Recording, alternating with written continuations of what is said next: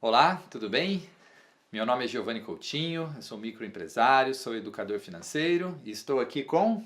William Ribeiro, sou educador financeiro do canal do YouTube Dinheiro com Você. E não é que o pessoal veio mesmo no Conaf, ô Gijo? Opa, Que e ficamos legal! felizes A gente aí está com a muito sua feliz que você está aí. participação. É isso aí. Só, Muito bom. só que, olha lá, cara. Tem alguma coisa estranha aqui, né, William? Eu tô Hum, olhando aqui também na gravação, como é que tá ficando, a gente com essas roupas. Acho que a gente vai ter que mudar o visual. Agora sim, né, Gijo? Agora Agora sim! vai, cara. Agora essa agora é a sim. cara do dinheiro com É você. isso aí, Né? é isso aí. Agora a gente pode mandar ver. Eu acho que tinha que até que ficar um pouco mais leve, porque o assunto é pesado, né? Sim, o assunto é pesado, um assunto delicado e a gente precisa, né, tratar ele com a seriedade que ele merece. Porém, é característica nossa tentar fazer isso de uma forma, né, mais descontraída possível e tal, né? E a gente gosta de se sentir à vontade, então É isso acho aí. que agora tá legal, assim, É isso né? aí. com Agora trajes estamos mais leves para falar de um assunto pesado. Exatamente. E assunto? Que assunto é esse? O assunto é o que é e como evitar a infidelidade financeira na família. Como que esse negócio, William? Eu acho que antes da gente ter esse nosso bate-papo propriamente dito, né, entrando no assunto mesmo, o que é a infidelidade financeira? Que a gente está muito acostumado assim a falar sobre isso no âmbito, né, conjugal, né, sobre traição, né, sobre, né, as puladas de cerca aí que as pessoas fazem. E aí quando a gente vai seriamente, né, a fundo nessas questões, a gente vai tentar identificar. É muito complicado você achar uma razão pela qual isso acontece.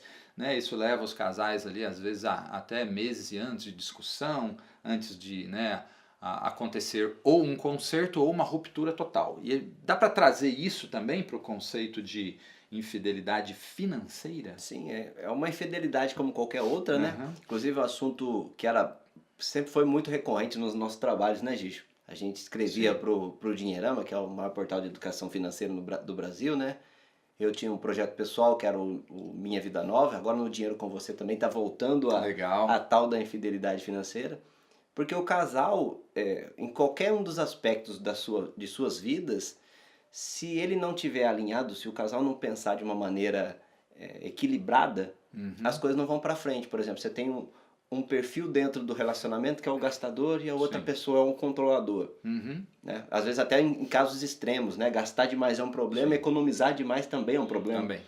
E ironia do destino, às vezes essas duas pessoas são casadas, né? Exato. E você imagina o Exato. problema que tem isso, né? Uma pessoa poupando, né? Se privando de prazeres imediatos, que poupar nada mais é do que se privar de prazeres imediatos para um bem melhor no Sim. futuro, e a outra pessoa torrando com bobeira, por exemplo. Você imagina como é um É um choque, um choque. conflito dentro de casa isso, e às vezes levando para os filhos, né?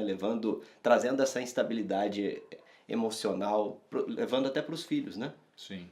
Então, quer dizer, o que caracteriza então a infidelidade, né, financeira na família, a gente pode dizer então que é uma atitude individual, né, Isso. ou de certa forma egoísta, né, em relação ao trato com o dinheiro, onde faltou aí uma comunicação, um acordo entre as partes, né, e isso pode ser motivado pelas mais variadas causas, né? Exato. Eu gostei, uma vez eu já te ouvi falando sobre Uhum. individualismo versus individualidade. Eu queria que você Exato. falasse um pouquinho pra gente isso. Exato. Esse é outro assunto também importante para a gente encaixar no tema, né?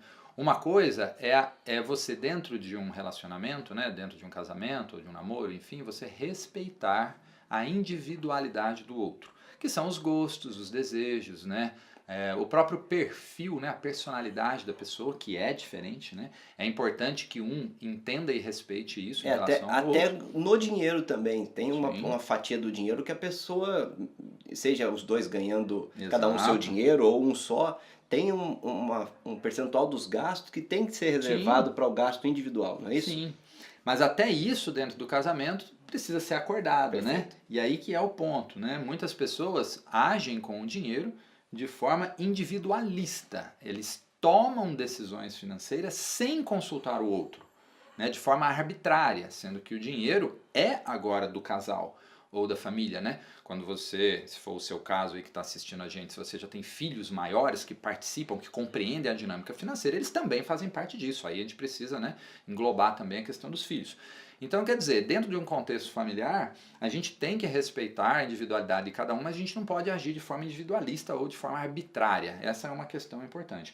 Mas sabe o que eu queria também, William? Eu queria trazer um pouco, voltar um pouco esse assunto lá para o começo, quando eu gosto muito de trabalhar problemas com a questão da causa raiz, né? Então, assim, quando o casal começa a namorar, e aí o namoro vai ficando sério, vai criando aquela empatia e a pessoa vai vendo que não é mais, né, uma brincadeira, mas é algo que tem, né, fortes chances aí de se tornar de fato, né, uma união estável e longa, começa a se falar mais dos sonhos, né? E do futuro mas até também, antes né? um pouquinho.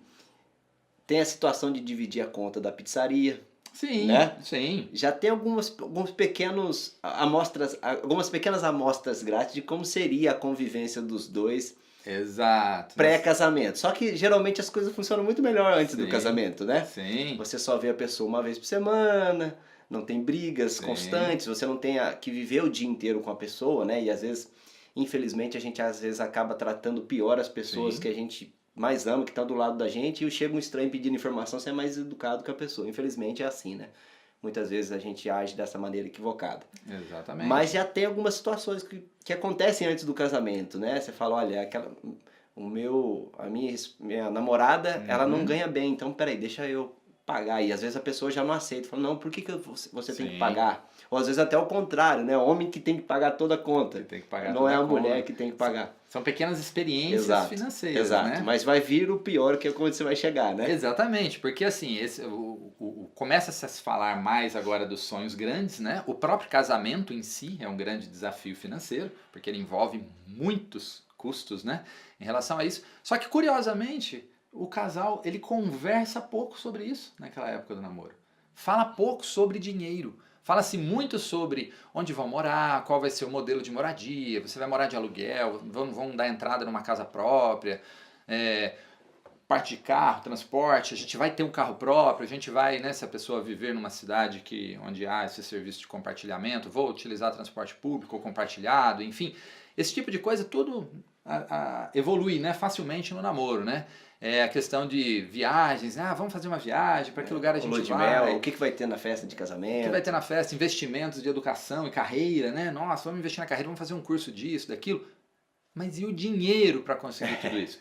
Isso se conversa pouco e as dentro consequências do namoro. dessas escolhas. Exatamente. De repente um financiamento em 30... Essa história de quem casa quer casa é coisa de brasileiro, né? Sim.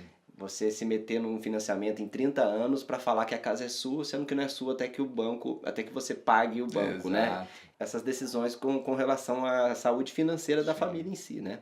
Deu tudo certo até o casamento. Uhum. E aí tem aquela decisão, festa de casamento. Às vezes é a primeira fonte de conflito do casal, quando está colocando dinheiro juntos, né? Exatamente. Estatisticamente é a primeira prova financeira. Exato. Né? E olha que curioso, existem relacionamentos que não sobrevivem a esta prova. Olha só. Às vezes dá caso de briga de pais e mães, né? Exato. As famílias, né? se brigarem. E isso pode já começar uma instabilidade em termos de relacionamento, né? Entre as partes, não diretas, né? Do casal. Mas eu já conheci caso até de casais que estavam noivos e desmancharam tudo.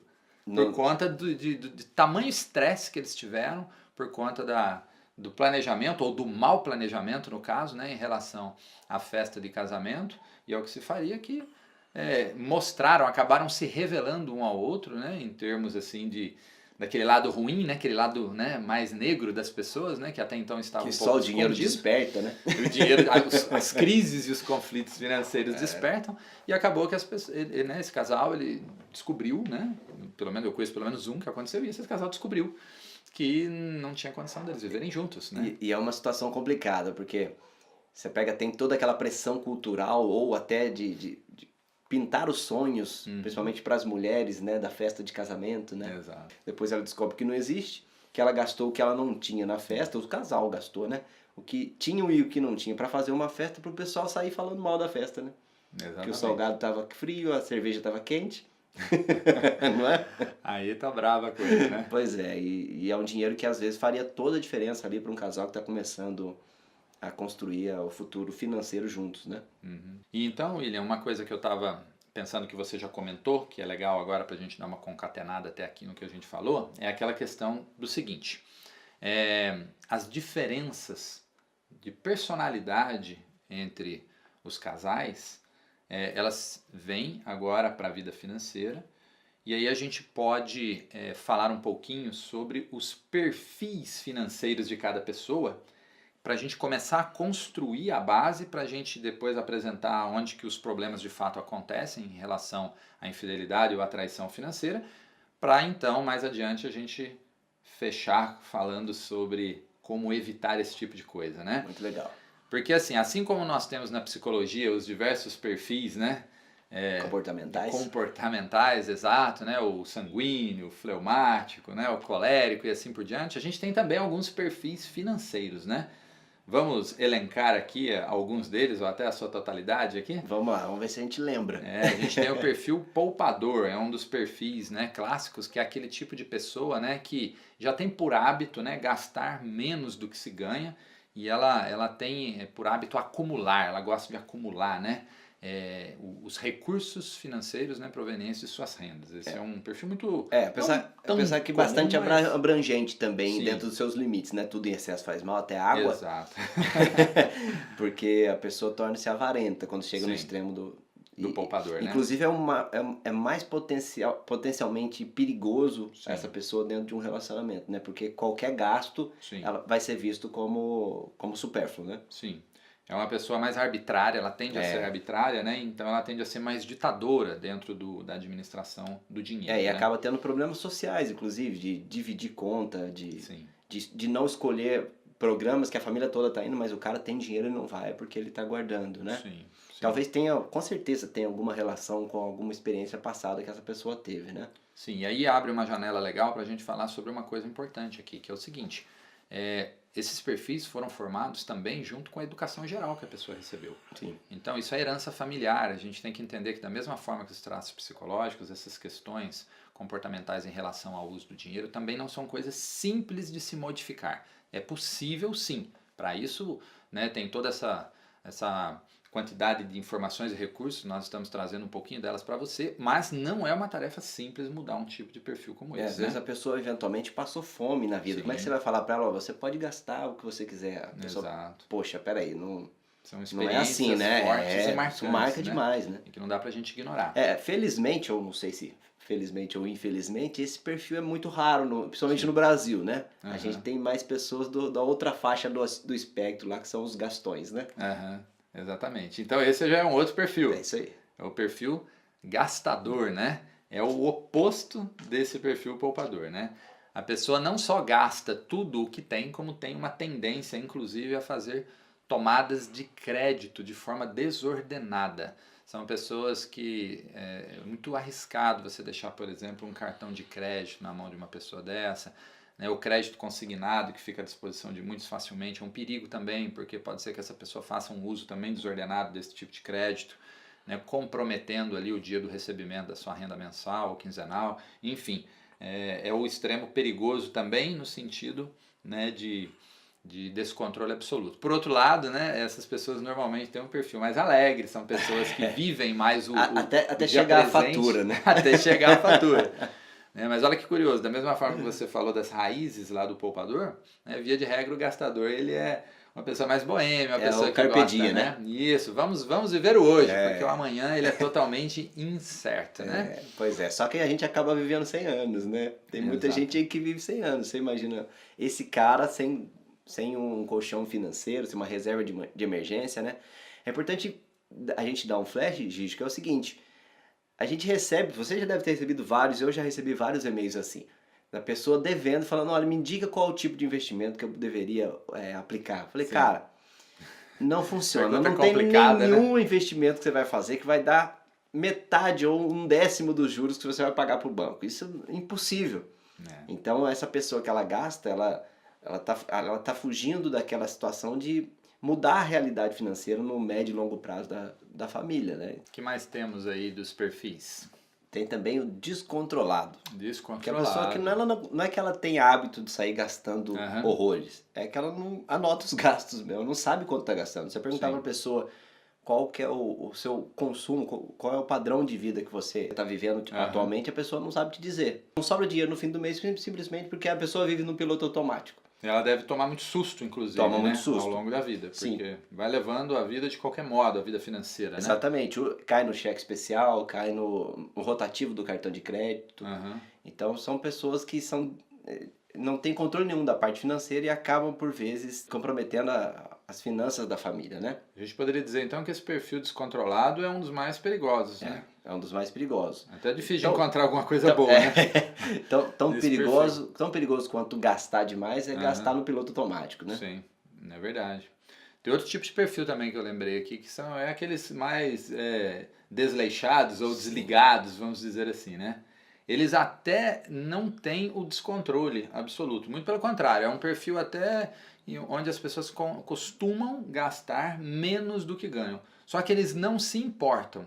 Eles chegam a poupar, esses desligados, mas eles não fazem isso de uma forma assim planejada, vamos dizer assim, né? Eles terminam assim, juntam dinheiro, chegou numa quantia boa, dá para comprar um carro, por exemplo, eles vão lá e compram, mas não se preocupam se o momento econômico, por exemplo, do país, né, se os juros estão altos e de repente parte desse carro ele financiou, ele não está se preocupando se ele está pagando juros mais altos, Se juros vai mais perder o baixos, emprego. ou se vai perder o emprego. Ele vai também deixando a vida levar de uma forma um pouquinho melhor, porém sem aquela atenção dedicada, né, à questão dos investimentos, né, que vão fazer esse dinheiro dele, né, multiplicar ou render mais, ou enfim, ter o melhor aproveitamento, né, de todo o esforço proveniente do trabalho, que é a renda de cada um. Perfeito. E é isso? Temos mais algum? E tem também o financista, que Financista. geralmente todo educador financeiro tem um quê de financista. É Ou ele está verdade. pregando uma coisa que ele não usa na prática também, pode É acontecer. verdade, esse é o que a gente mais se identifica, né? Pois é, que o financista é aquele cara que controla a taxa de juros, que ele é procurado, olha, eu estou fazendo um financiamento aqui, será que tá bom, será que tá ruim, como é que tá a inflação? Um monte de amigo e parente tá sempre ligando pra gente pra pedir opinião das Pois coisas, né? mas é legal, porque Sim. metade tá ali interessada em puxar algum conhecimento, Verdade. e a outra metade não quer mais ver falar desse cara porque ele é um chato da matemática. É que sempre que pode a gente tá sempre comentando o assunto, puxando, né, algum gancho de alguma conversa para dar uma explicação, porque a gente vive isso, né? A gente, né, lê muito a respeito Pois disso. você imagina o choque de um cara que controla tudo casado com uma pessoa que não controla nada. Nada, né? Né? Com É aí onde desligado. acontecem os problemas. E agora que é legal, né? Uma vez que a gente deu uma passadinha em cima desses, né, tipos de perfis aí, né, de psicológico-financeiros, digamos assim, agora a gente tem uma base para entender aonde que acontecem os problemas que levam os casais a traírem um ao outro financeiramente. É justamente a composição dessas combinações, né, William? É. Essas combinações, existe uma expressão, não sei se você que nos assiste, né, já ouviu falar isso, julgo desigual dentro do casamento, né? É muito comum quando as pessoas vão fazer aqueles cursos de noivos e coisas do tipo, né?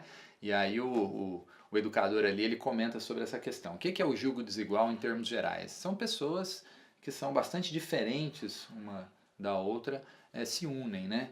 E aí essas diferenças podem vir a causar conflitos depois, né? Vai requerer muita maturidade emocional das pessoas para que essa diferença, às vezes muito acentuada, em vários aspectos da vida, não cause um problema para elas.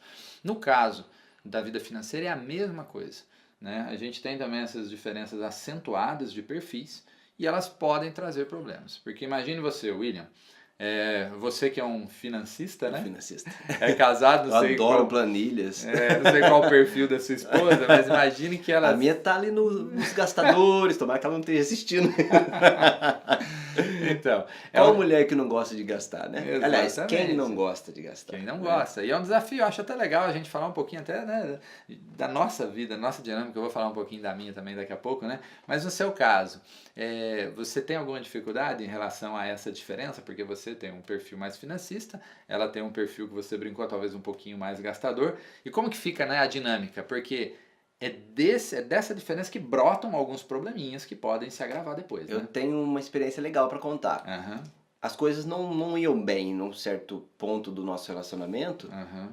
justamente por essa diferença de visão, de perfil Sim. psicológico financeiro.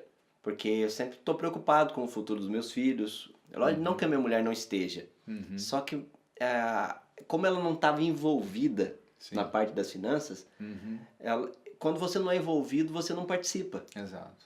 sabe? Isso é até uma dica Sim. para você aí, para falar de...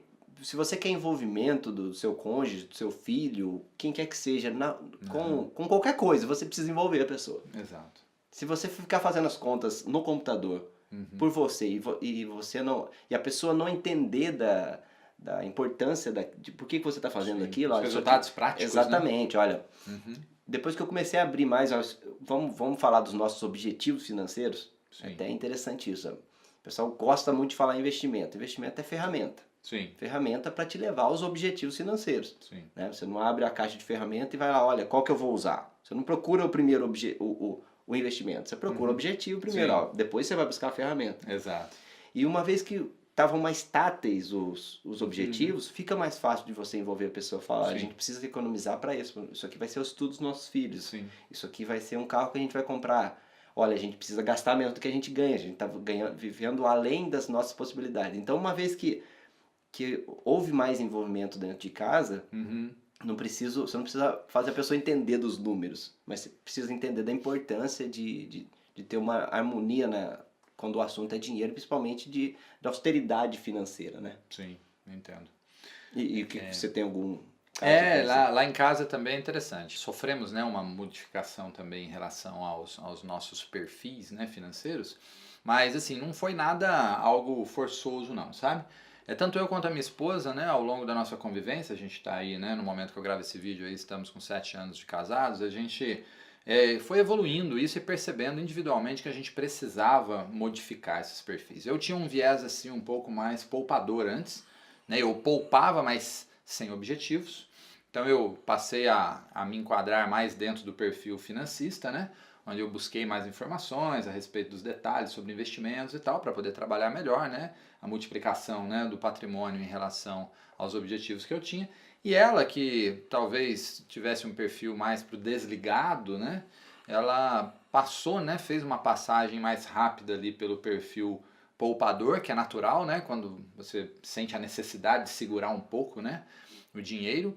E até pela convivência comigo, a gente conversa muito, ela gosta de assistir os vídeos, outros conteúdos em texto aí que eu produzo e tal, e aí ela também passou a tomar um pouco de gosto sobre essas questões que envolvem, né, o lado mais financeiro da coisa, os investimentos, né, controle de taxa de juros, inflação, esse tipo de coisa.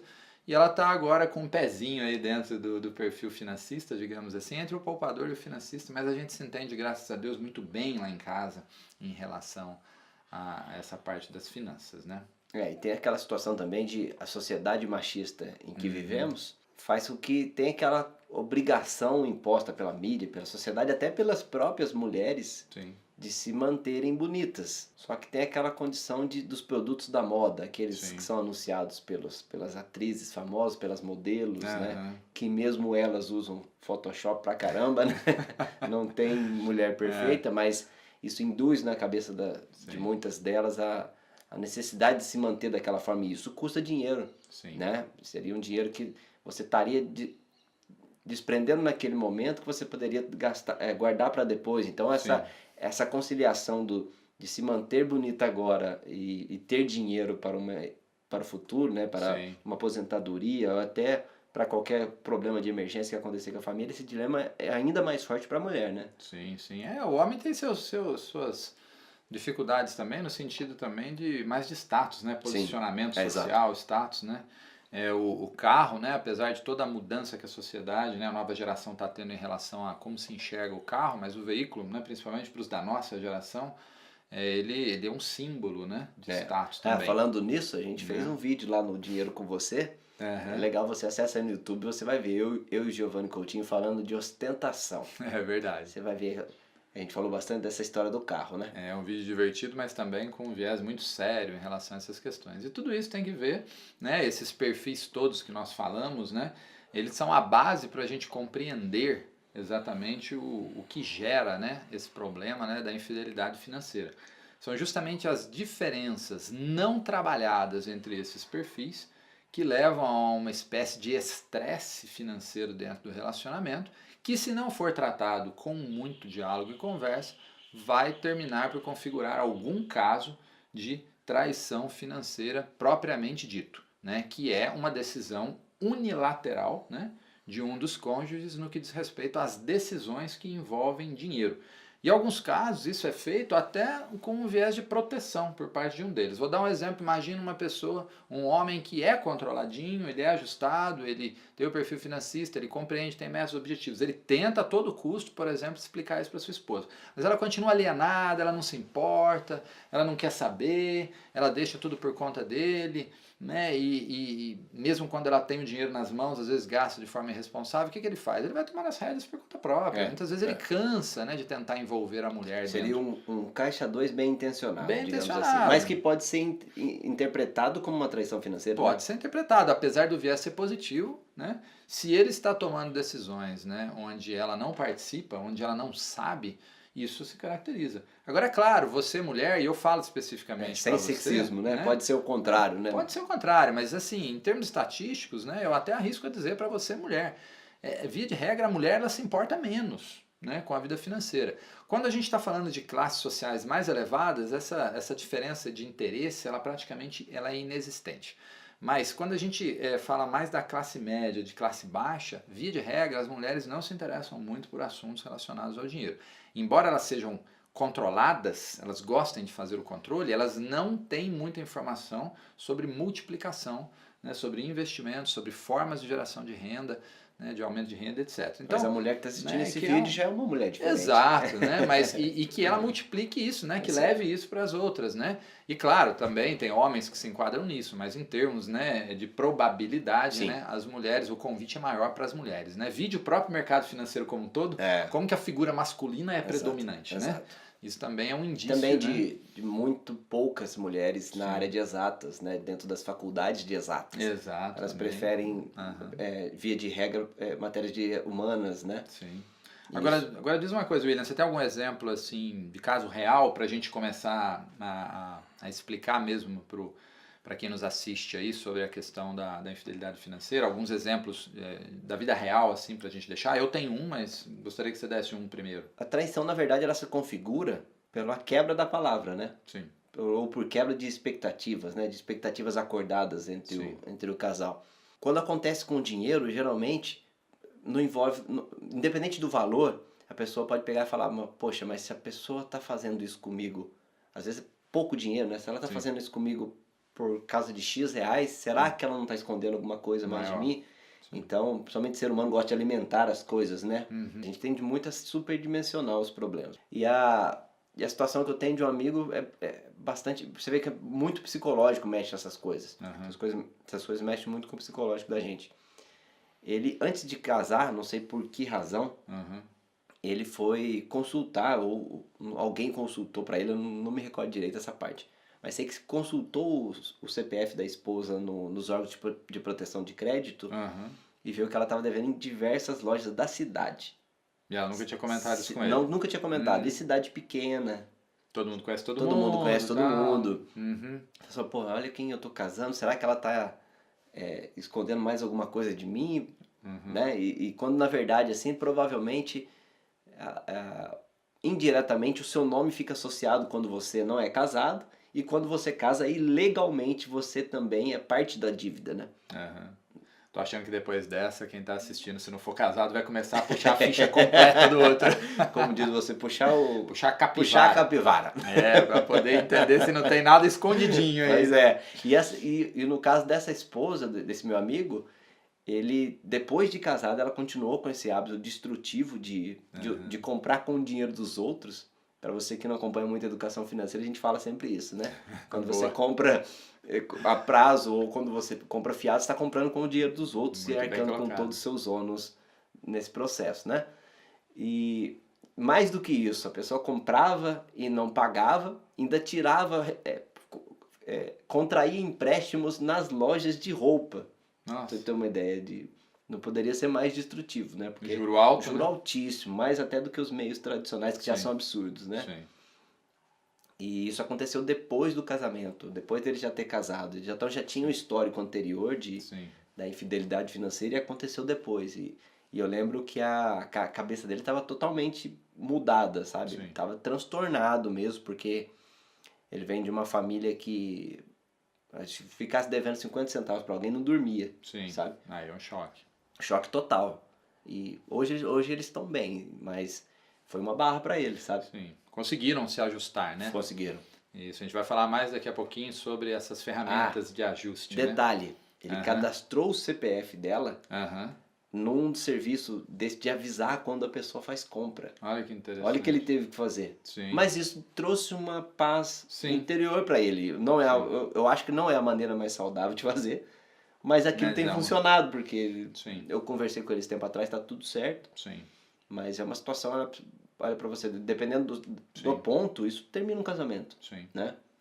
Tem as situações também da pessoa manter um dinheiro guardado por fins escusos, né? Uns caixa 2 da vida, por exemplo. Você já deve ter recebido casos assim lá no Dinheirama, né? E sim, tem uma história, eu tenho uma história interessante também para contar sobre a infidelidade financeira e inclusive ela apareceu, né, num dos textos que eu escrevi no passado lá para o portal dinheirama.com, portal muito bom inclusive para você acessar e ler todo o conteúdo lá, que é o seguinte, é um Somente caso, os nossos artigos.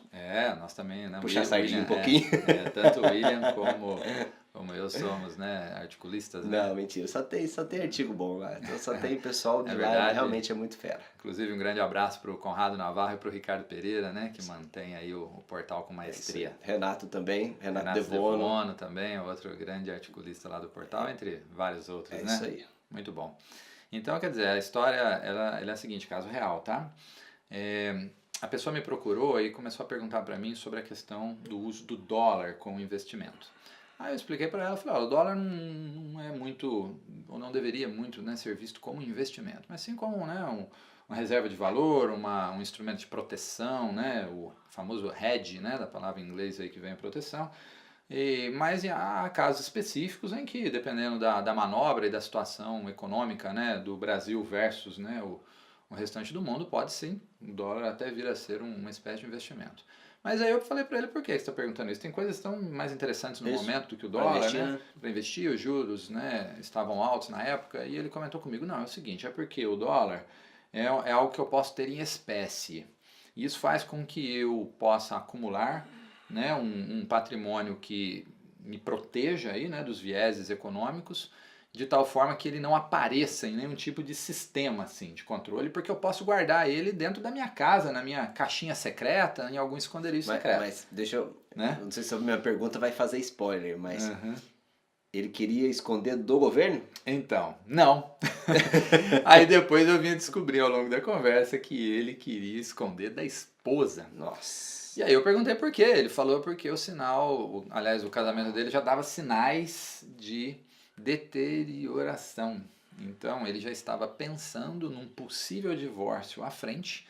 E como ele tinha casado num regime, né, de comunhão parcial de bens, ele havia já construído muita coisa dentro do casamento. Ele Caixa queria 2. fazer um caixa 2 para poder sair depois do casamento com menos, Nossa, né, perda financeira. Isso é algo muito grave. E aos pouquinhos ele ia fazendo as manobras, estava comprando dólar e guardando num lugarzinho Hoje eu acho que ele faria com bitcoins, né? Que Bitcoin deve fazer algum tempo já. Já faz algum tempo, né? Então, hoje temos ferramentas mais interessantes, É né? isso aí. Exato. Mas é muito triste, né? Olha que situação, uma você traição tem que chegar, declarada, né? E até na sua posição de ajudar a pessoa. Sim, não, eu expliquei Fala, pra ele pô, imediatamente, falei, olha, eu sou totalmente contra, eu estou te respondendo tecnicamente as coisas que você me perguntou, mas eu falei pra ele, posturas como essa só vem a acelerar ainda mais. Porque assim, uma coisa muito importante que a gente também não pode deixar de comentar quando a gente está falando de dinheiro, né, e de educação financeira, o dinheiro ele é um instrumento feito para melhorar a nossa qualidade de vida. Ele não pode estar acima de outras coisas, principalmente quando essas coisas se tratam dos relacionamentos humanos. Né? Quer dizer, um casamento é muito mais importante do que o dinheiro. E se necessário for, você deve sim investir, utilizar recursos financeiros para melhorar o seu casamento em todas as esferas possíveis, né? E não utilizar ele como um acelerador. E eu disse para aquele amigo, na postura que você está conduzindo a coisa, você está acelerando o fim do seu casamento.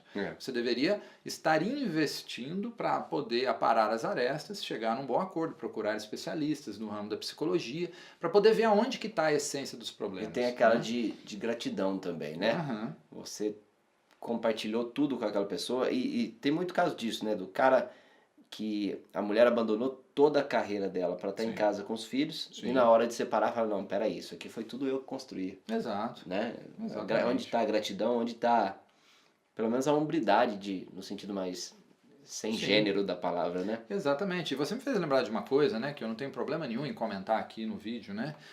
Eu já passei por uma experiência de divórcio, né? Eu, no momento, estou no meu segundo casamento e eu passei por tudo isso. Na época do meu primeiro casamento, nós construímos um patrimônio razoável e no momento do divórcio, nós decidimos, né, de uma forma bastante racional, né, que iríamos, né, dividir aquilo ao meio, né? Foi um regime de comunhão parcial de bens, aquele primeiro casamento, nada mais justo do que uma divisão equalitária, né? Embora houvesse, como acontece em todos os casos, diferenças dentro da geração de renda. Sim. Né? No caso da minha experiência, eu gerava mais renda. Mas não importa, havia um apoio mútuo muito Isso. grande em várias outras esferas que não justifica a divisão de forma, né, unilateral. Tanto é que os meandros que giram em torno disso são tão complexos que as próprias leis civis, né, elas já protegem mesmo as duas partes agora desse tipo de agora situação. tá até demais, né? É. Tem jogador de futebol que faz contrato de namoro. Então, Porque essas são as maneiras de você acertar, né, bem as pontas antes, se é o caso. Exato, tem caso de realmente traição financeira, Sim. na verdade golpes financeiros. Golpes, exatamente. De famílias de pessoa que estava namorando mesmo, mas Sim. perante o novo Código Civil, isso Sim. é caracterizado como união. Uma união estável. Exato. Exatamente. E claro, há casos, né, onde o patrimônio de uma pessoa é muito diferente da outra, aí entra de novo aquela questão do jugo desigual, e aí podem haver instrumentos como esses que são até interessantes de serem utilizados, até que se torne bastante claro, né, que os interesses envolvidos de fato eram interesses que não tinham relação com o patrimônio prévio de cada um deles. Né? Aí é uma outra esfera, uma outra situação. Mas são casos relativamente muito específicos. Né? Exato. Dentro da grande maioria não é isso que acontece. Né? Exato. Então, quer dizer, dentro dessas situações todas, a gente precisa entender, né, que a problemática da traição financeira, ou da infidelidade financeira, ela sempre vai ter uma causa raiz que pode ou não ser necessariamente o dinheiro. Agora, em casos estatísticos, onde eu fiz algumas pesquisas na época, né, sobre isso, por curiosidade, eu fui ver o que é que mais causa divórcio, né, dentro de toda a sociedade, não só a brasileira, mas fora do Brasil também.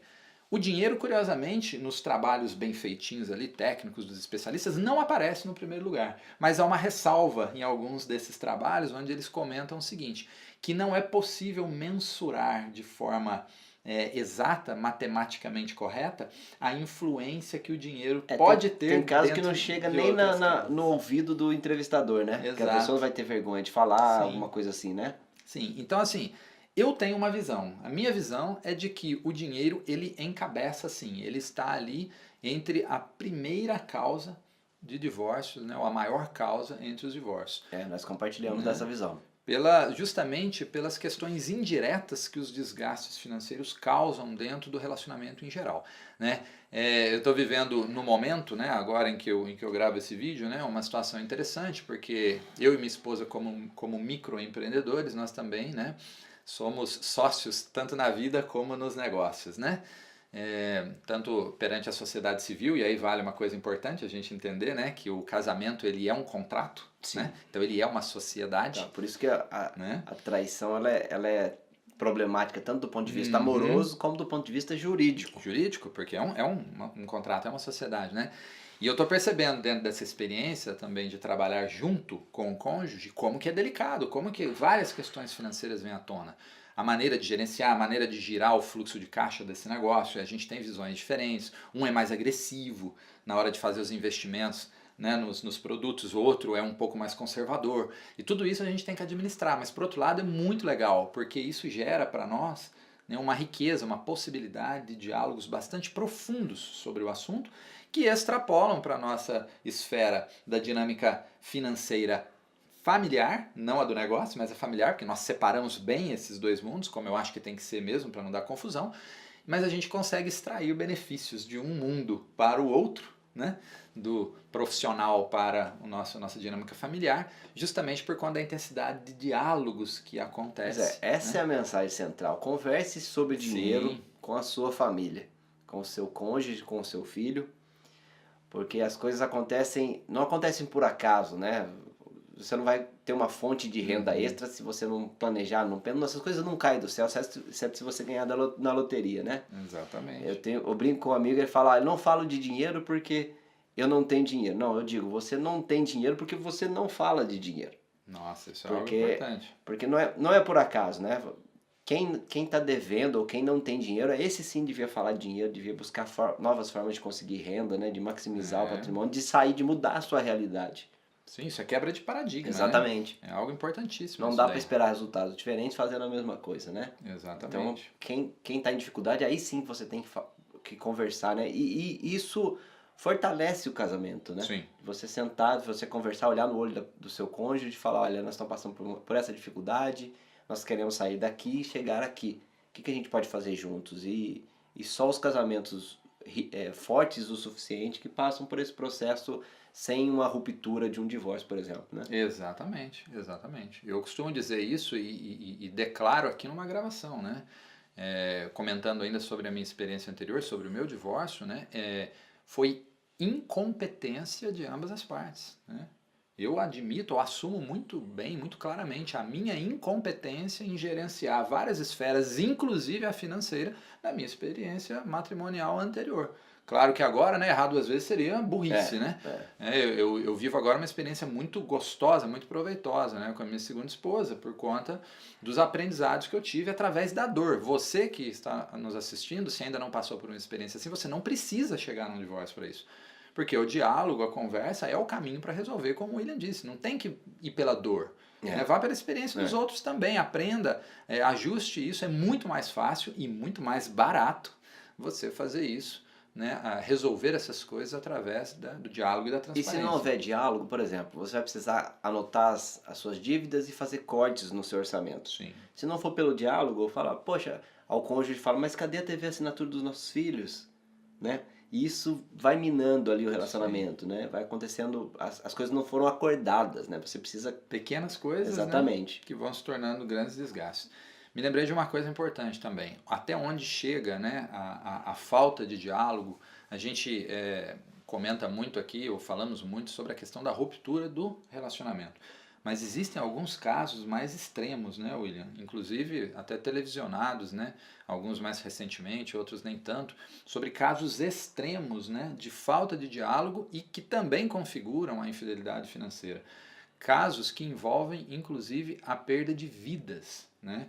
No caso, por exemplo, aqueles casos de executivos, né, de empresas ou mesmo empresários que de uma hora para outra têm a sua fonte de renda, né, cessada de forma abrupta, ou no caso de um empresário que em alguma manobra, né, ou algum negócio que deu errado, ele vai à falência ou ele perde boa parte, se não tudo, né, aquilo que ele construiu ao longo da vida.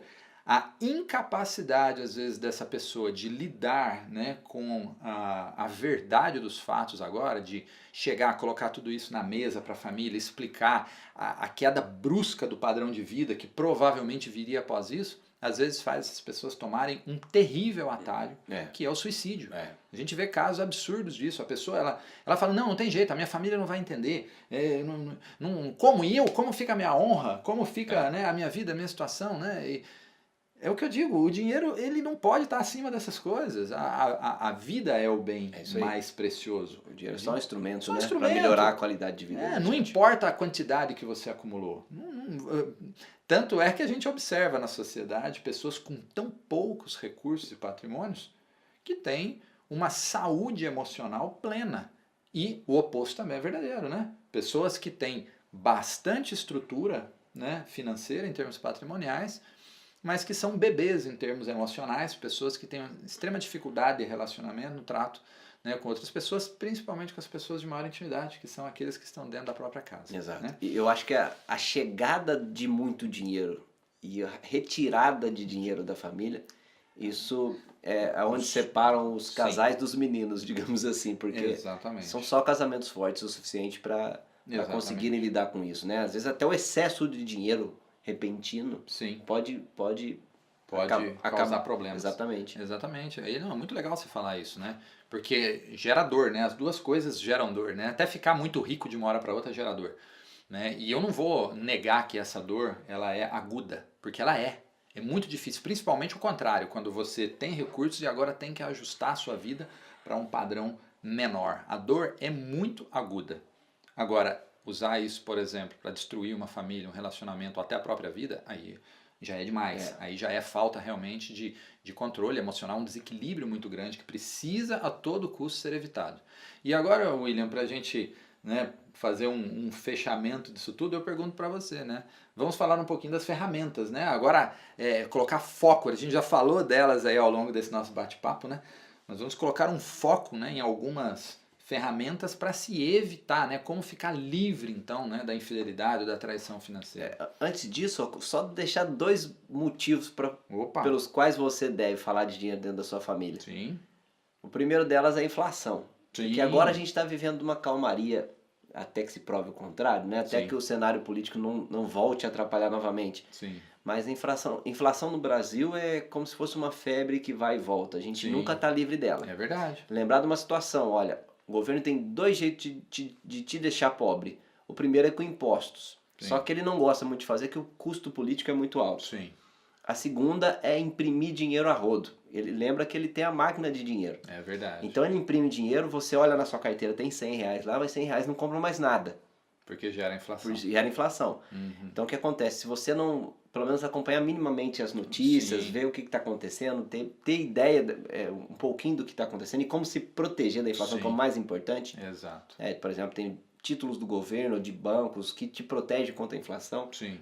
Esse é um ponto também, né, que você poderia utilizar, mas tem o ponto também das outras oportunidades que só o Brasil fornece de investimentos que fornecem juros interessantes para você no médio prazo mudar a situação financeira da sua família. Então, das duas pontas, né, evitar não ficar mais pobre e também economizar e poupar com um investimento que só o Brasil tem.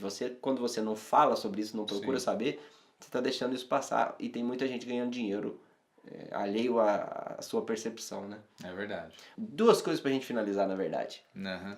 O que fazer para evitar e, uma vez acontecido, como lidar com a traição financeira dentro da família. Vamos por partes. Como evitar a traição financeira?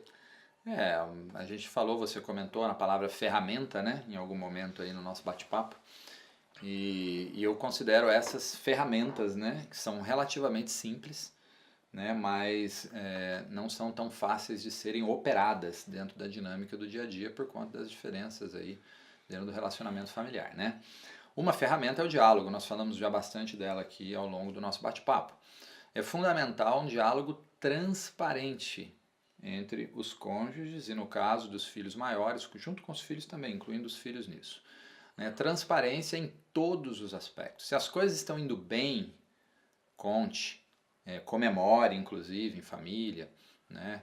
Celebre em família, porque isso é algo gostoso, faz parte também. Mas se as coisas estão indo mal, também precisa ser conversado. Olha, as coisas estão ficando mais difíceis, a gente não está conseguindo atingir as metas, a gente está gastando mais do que a gente ganha, a gente vai ter que reduzir o padrão de vida, tem que colocar isso na mesa, para que juntos a família monte, então, um plano de ação para poder ajustar novamente as realidades, né, presentes agora, né, que são diferentes das anteriores. A maior dificuldade, a gente estava falando um pouquinho de padrão de vida, é essa questão de ajuste de padrão de vida para baixo. É o maior problema da maioria das famílias. Então, assim, é possível viver com menos, até porque a maioria delas já vieram de situações mais difíceis, né, conseguiram prosperar, e se você precisa fazer um ajuste agora, você não vai estar pisando em terreno estranho.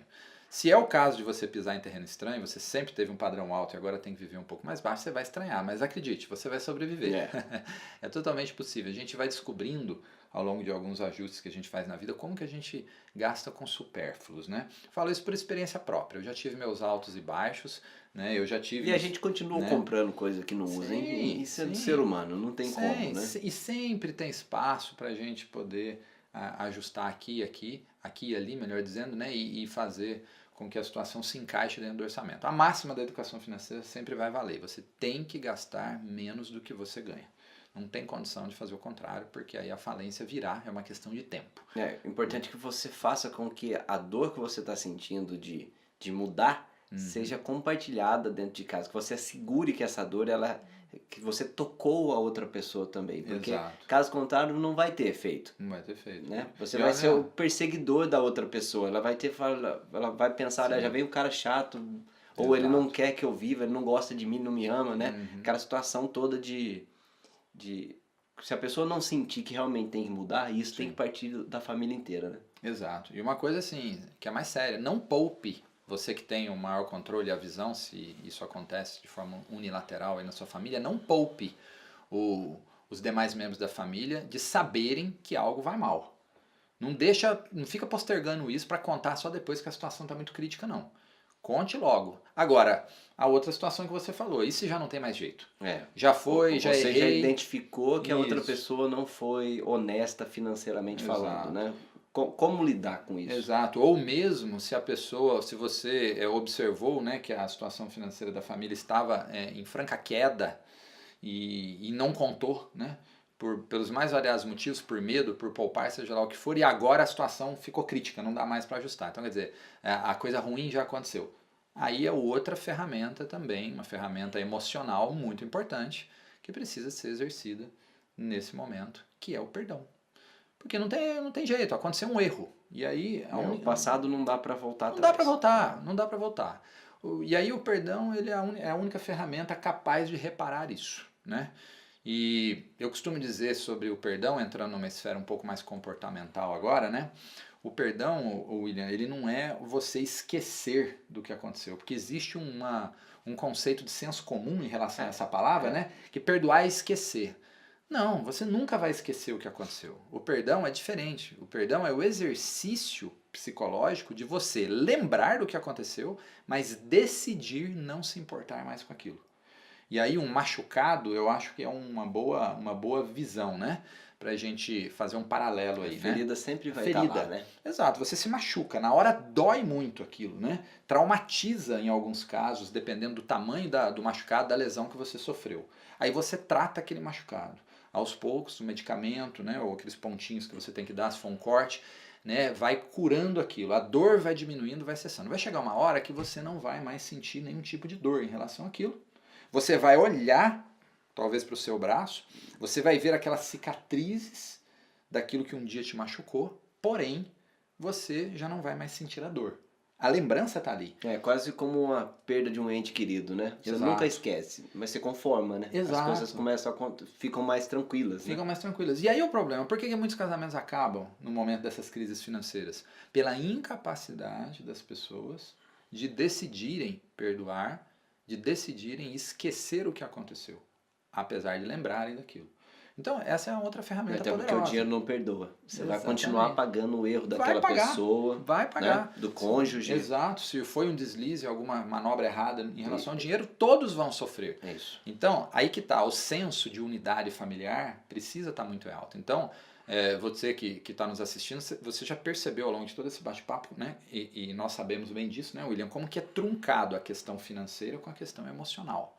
Existe uma ligação muito forte entre as duas coisas, né? E quando a gente navega nesse âmbito, né, da infidelidade financeira que a gente está falando, não dá para dissociar uma coisa da outra. Então, uma dica muito importante, né, que nós deixamos para você, se você está passando por isso, ou se você conhece alguém que está passando por isso, é o seguinte, também busque apoio psicológico, para você aprender a dominar esses, né, distúrbios emocionais que surgem junto com os problemas financeiros, para colocar ordem nas coisas e conseguir restabelecer a paz e a harmonia na família. É aquela situação de repente você encara aquela traição financeira como uma dívida que o cônjuge teve para você, mas só o fato de você lembrar e não perdoar aquela dívida, isso acho que transcende até crença religiosa, mas aquela ofensa te dói mais do que o dinheiro. Exato. e você toma aquilo e aquilo faz mal para você duas vezes, né? Você, Exatamente. de repente, tomou um prejuízo aí que um cônjuge fez alguma situação, uma traição, né, financeira, Sim. mas o fato de você não se permitir passar por cima disso, Sim. de repente faça você perder mais dinheiro na frente, porque você vai estar fechando um monte de porta, né, Exatamente. que pode aparecer para você. Então a E a questão vida vai ficar pesada, é isso né? aí, e é andar para frente, né? Sim.